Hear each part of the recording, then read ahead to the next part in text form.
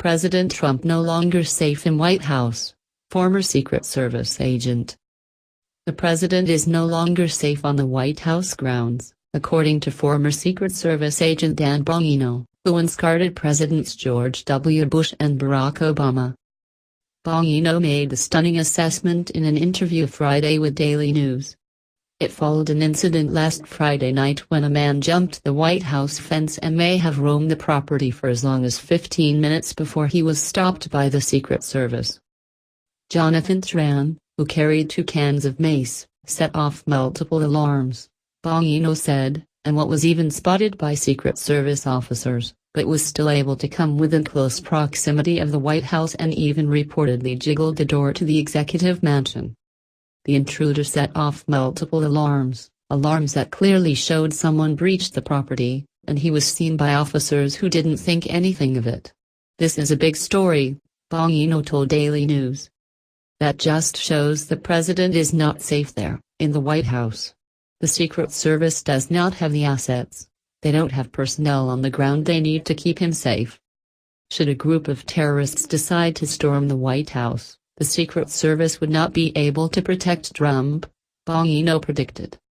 "The Secret Service cannot even keep one person off the grounds. What will they do if 40 terrorists charge the White House?"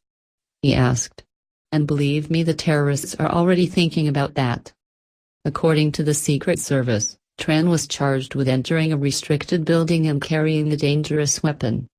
Trump, who was on the property, has praised the Secret Service for doing a fantastic job and said the suspect was troubled. But Bongino said the current Secret Service management sucks. "The Secret Service is stuck in their ways and don't want to redo and upgrade the White House security plan. President Trump won't be safe there until they do," Bongino. "The Secret Service is stuck in their ways and don't want to redo and upgrade the White House security plan. President Trump won't be safe there until they do," Bongino said. House Oversight Committee Chairman Jason Chaffetz, Republican Utah, also blasted the latest incident and said this keeps happening.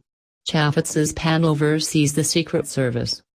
He added, "Our information is incomplete at best." In a letter to Acting Secret Service Director Bill Callahan, Chaffetz said Tran may have attempted entry into the building. If true, these allegations raise questions about whether the agency's security protocols are adequate.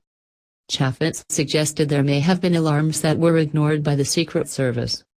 Chaffetz wants a briefing by the end of next week. He also is asking for all video from the White House grounds that night as well as logs from the Joint Operations Center and information about alarms at the White House.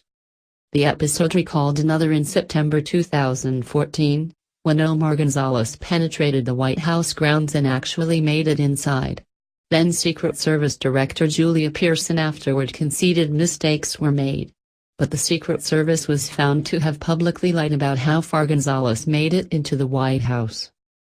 It cost Pearson her job. They later found the White House alarms had been muted in the Gonzalez incident.